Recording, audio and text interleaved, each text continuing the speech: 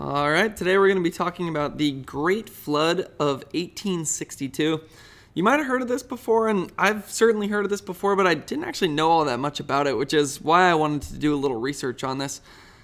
Basically, what I know so far is that there was a period of over a month where California picked up a ridiculous amount of rainfall, and it led to so much flooding that almost the entire Central Valley was flooded, and Sacramento was flooded, and it is described as the worst natural disaster in the history of California. And I found a great short PDF about it, so that provides some of the details. So I just thought I'd go through this and see what kind of interesting information we could find. So it starts off, and again, this is by Earth date. I think that's actually the first time I've said it. And the link is in the description if you want to read it and follow along. So California's super flood. California is well known for droughts, but it also had one of the greatest floods in U.S. history.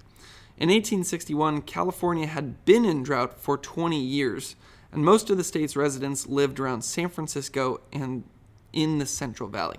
So that's an interesting part right off the bat, that in 1861, California had been in drought for 20 years, and then we snapped back out of the drought and had the largest period of rainfall probably in the history of California, or recorded history of California, to break us out of that drought, but in a very bad way that led to widespread flooding. And that's an example of the whiplash nature of California's weather. That's something we've certainly seen this year, where we've been in on and off drought for the last decade, I believe. And then this last winter, we picked up a massive amount of rainfall. A lot of our cities picked up twice as much rain as they normally get. And up in the Sierra, you could argue that it was the most snow we've ever picked up in the Sierra, at least in recorded history. And then that's going to be melting over the next couple months. It certainly acted like a drought buster this winter. So, continuing here, most of the state's residents lived around San Francisco and in the Central Valley. Ranchers there had been praying for rain for 2 decades. In November, they finally got it. And sounds like they might have prayed a little bit too hard. First, winter came early, bringing heavy snow to the mountain range that bounds the valley. So they're in drought for 20 years, then winter moves in, starts bringing some snow to the mountains early in the season. Then in December, temperatures rose, the snow melted, and drained into the valley, saturating the soil. So that's pretty interesting. So they're in a drought.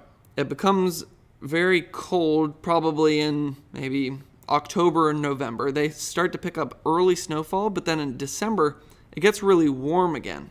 Another example of some of the whiplash nature of California weather. And the snow melts and goes into the Central Valley. And what they mean by saturates the soil is normally you have air within your soil, but when it gets saturated, all of that air is filled with water, and then it can't absorb any more water. So if more water gets added on top of that, it's not going to soak into the soil. It's going to turn into runoff and flooding. Best way I can explain that is almost like a sponge. If you have a sponge that's dry and you pour a cup of water on it, the sponge is going to absorb a lot of that water. But if the sponge is already saturated and you pour the cup of water, all of that water is going to flow off of the sponge and lead to runoff and flooding instead of being absorbed into the soils. So before the heavy rains even come in, we're already setting the stage for some of the flooding that's going to occur.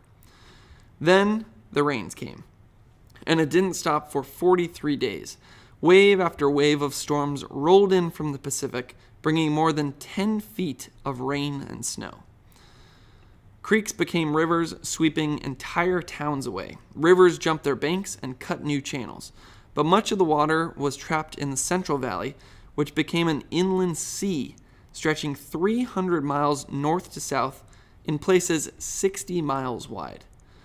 So, drought for 20 years, pick up a lot of snow early in the season, warm in December, the snow melts, saturates the soils, and then they got non-stop rain for 43 days, bringing over 10 feet of rain and snow. That led to the flooding of basically the entire Central Valley, 300 miles north to south, 60 miles wide at the widest place. I've seen some reports that it was, on average, maybe 20 miles wide. So it's literally an inland sea. And it was just you can imagine what this did. It was wiping away houses, completely flooded farms, killed a lot of cattle in the area, and it looks like it gets into that a little bit. I just did a little sneak peek ahead. So it took 6 months for this inland sea to evaporate and percolate into the ground. I imagine some of it flowed to the ocean as well. But the flood had destroyed a quarter of California's taxable property and almost forced the state into bankruptcy. It also wiped out nearly and just a little point on that, it destroyed a quarter of California's taxable property and was almost forced the state into bankruptcy. And I heard they weren't able to pay the governor or anybody who worked for the government for a year and a half because they just simply didn't have the income going into the government. Won't get into that. So it also wiped out nearly 1 million livestock animals, prompting the Central Valley to move away from ranching to become one of the agricultural powerhouse we know today.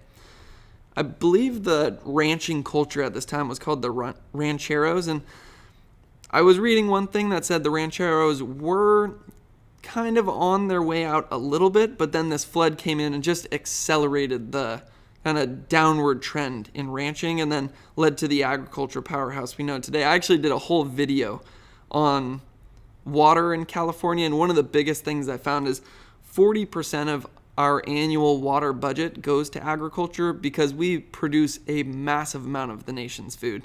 I don't know if I'm going to remember these facts exactly right, but it was something like 1/3 of the United States vegetables and 2/3 of the fruits and nuts. I'm pretty sure that's the fact. But yeah, everyone who knows California knows one of the reasons we're one of the biggest economies in the world is because of our incredible agriculture that we have here. And it sounds like this flood was a big reason that we switched to the agricultural powerhouse. So we're still feeling some of the effects of it to this day.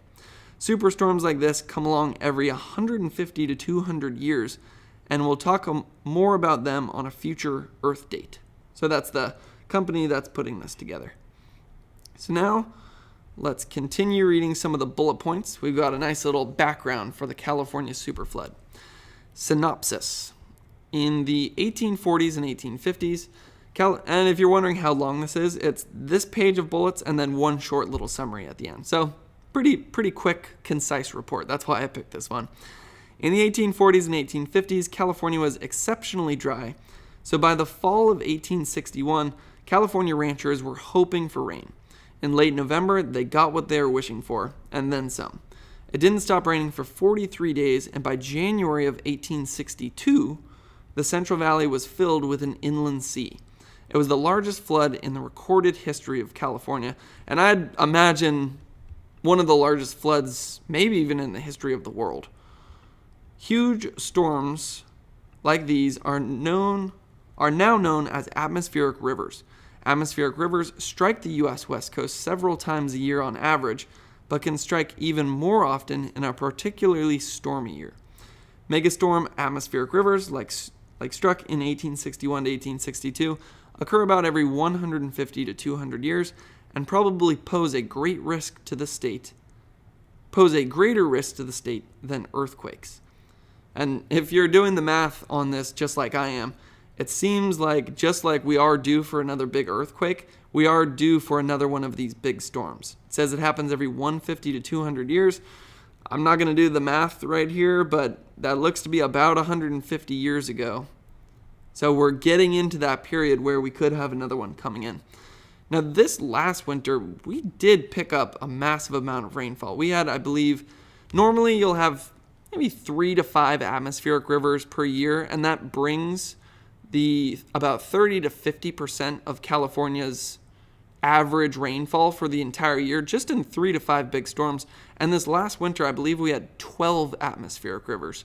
So we definitely had a big year this year, but it doesn't sound like it was anything like what we saw towards the end of 1861 going into January of 1862. And good thing it wasn't. We certainly had more flooding this winter than we've seen in quite some time, but it doesn't sound like it was quite on the level of the Great Flood of 1862. This sounds like it was almost something biblical, you could put it that way. So just continuing here. Just going to come down here. So California became a state on September 9th, 1850, in the middle of a crippling 20-year drought. Interesting. I didn't know that. California became a state on September 9th, 1850, in the middle of a crippling 20-year drought. By 1861, farmers and ranchers were praying for rain. In late November 1861, early winter storms dumped heavy snow.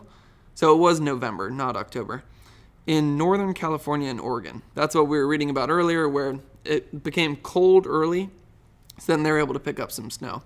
And it mentions California and Oregon, and that is something that I do want to point out is it's called the Great Flood of 1862. I'm focusing on it because I always focus on California weather and wildfire, but it actually wasn't just for California. It was for Oregon and Nevada, and then it looks like if you look on the left over here, Nevada, Utah, Arizona, New Mexico, Sonora, Mexico. So there was a lot more impacts than just California with this Great Flood. And then I also kind of like this box. It shows just a quick summary of it. Date, January 1861 to January 1862. This is the most incredible statistic. Deaths over 4,000. So that really drives home the point that this is the worst natural disaster in the history of California. Property damage back then was $100 million. Today, $3 billion. But you also have to remember that there was a lot less property.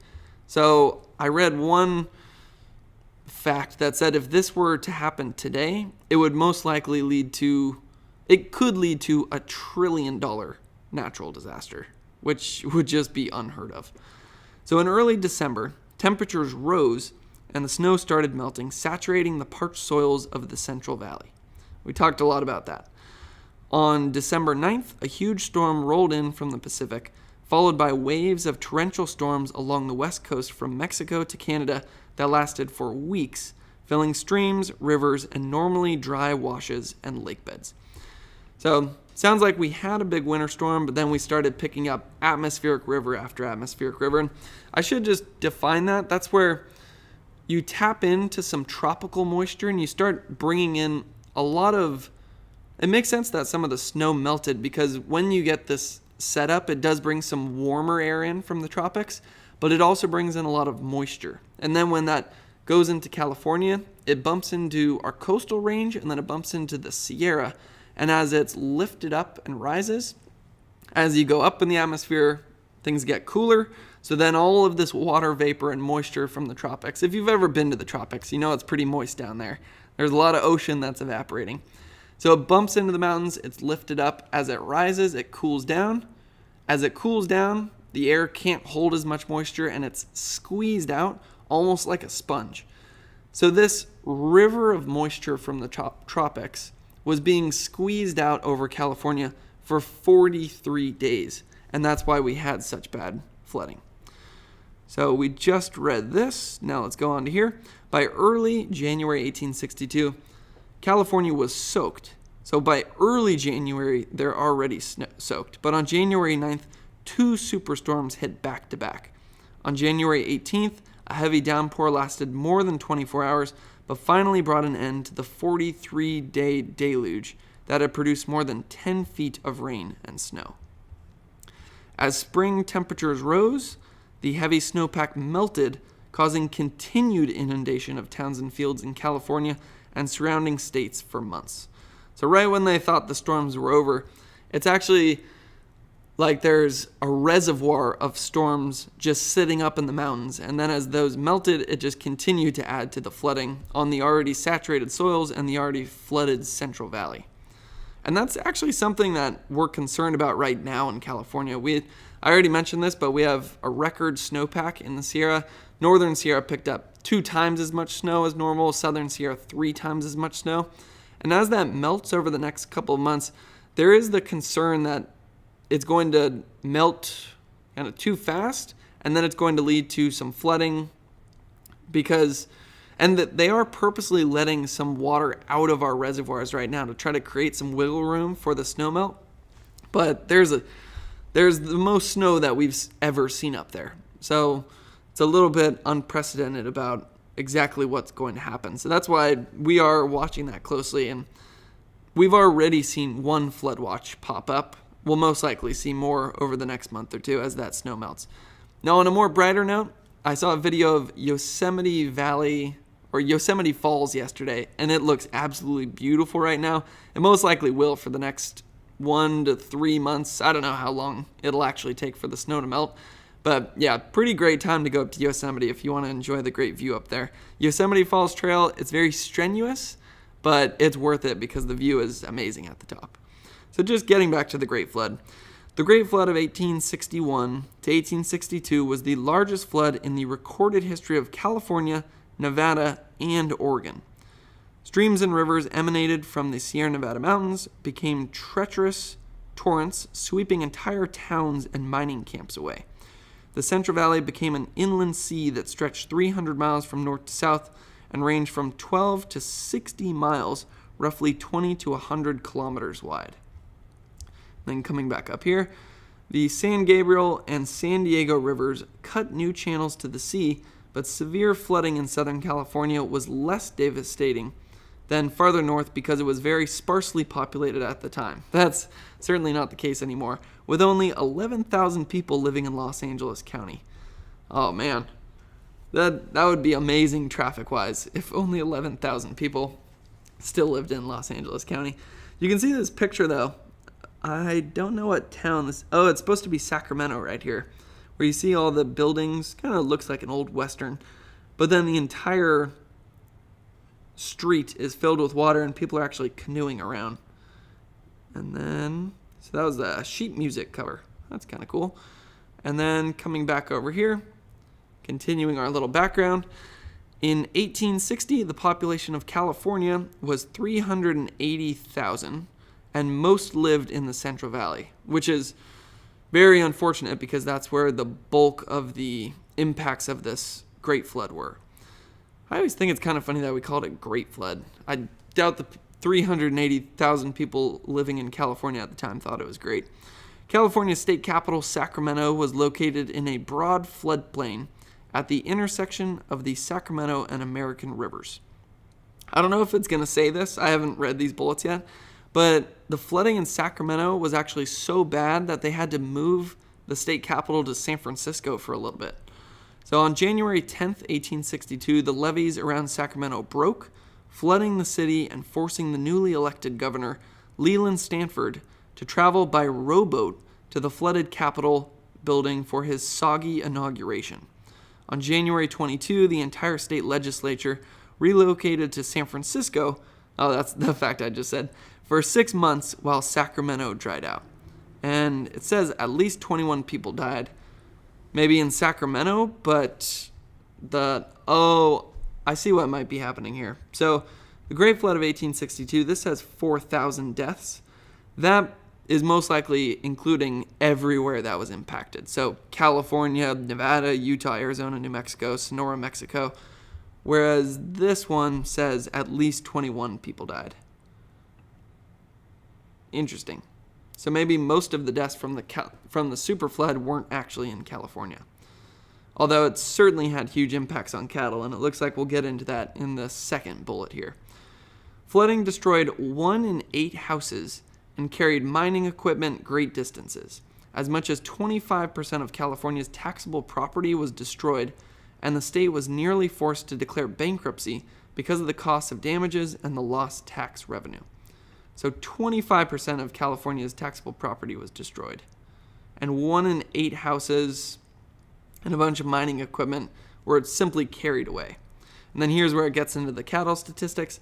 It is estimated that 100,000 sheep and 500,000 lambs were killed, and 200,000 of California's 800,000 head of cattle drowned or starved. This forced California to change from a ranching economy to the prolific agricultural region we know today, America's Salad Bowl. And interesting, that's actually what KSBW stands for, the station that I'm a broadcast meteorologist at. We're KSBW, and it stands for the nickname of Salinas, which is Salad Bowl of the World. Just a little fun fact there. And today, scientists study atmospheric rivers and use the 1861-1862 storm as the basis for a what-if scenario they call ARC storm, Atmospheric River 1000 storm. Oh, that's what it stands for. We'll talk about these in the next episode of Earth Date, and maybe I'll do another video on that. They do a little summary of arc storm. I have heard of that paper before. It definitely made some waves when it first came out. I think there's a quick summary of it at the bottom of the Wikipedia page. So, current interest: the storm was not an unprecedented occurrence. Geologic evidence has been found that massive floods of equal or greater magnitude to the 1861-1862 event have occurred in California roughly every 100 to 200 years. So that's a little more concerning than the fact we read earlier that said every 150 to 200. This means we might already be halfway through the period where we could be seeing another one of these big storms.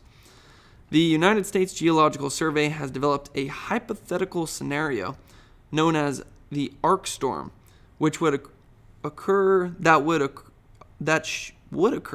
should a similar event occur in modern-day California. I'm going to read that again. The United States Geological Survey has developed a hypothetical scenario known as arc storm that would occur should a similar event occur in modern-day California. If such a storm were to occur today, it would probably cause over $725 billion to $1 trillion in damage. The likelihood of a massive flooding event is estimated to have been increased due to climate change. I definitely should read this paper, and it looks like there's a picture of it right here. Water depth 10 to hypothetical arc storm flood areas. The dark blue would be 10 to 20 feet deep. The lighter blue would be 3 to 10 feet deep, and then the lightest blue would be less than 3 feet deep. So that's what this paper is saying would happen if we had another one of these giant storms. And then the last line they say about it would be worse because of climate change. I need to read this paper. I don't really know the science behind this, but just my guess of what they're talking about is the 1862 super flood that we were just reading about largely happened because of successive atmospheric rivers, and that's where you have all the water vapor rushing in from the tropics. And in a warmer atmosphere, it would be able to hold more water vapor.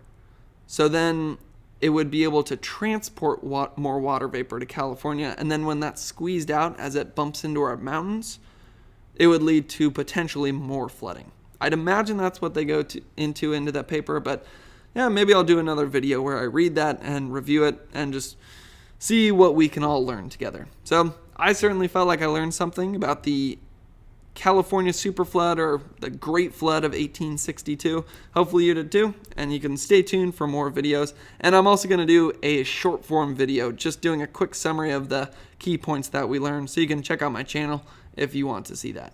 So hopefully you learned something, and thanks for watching.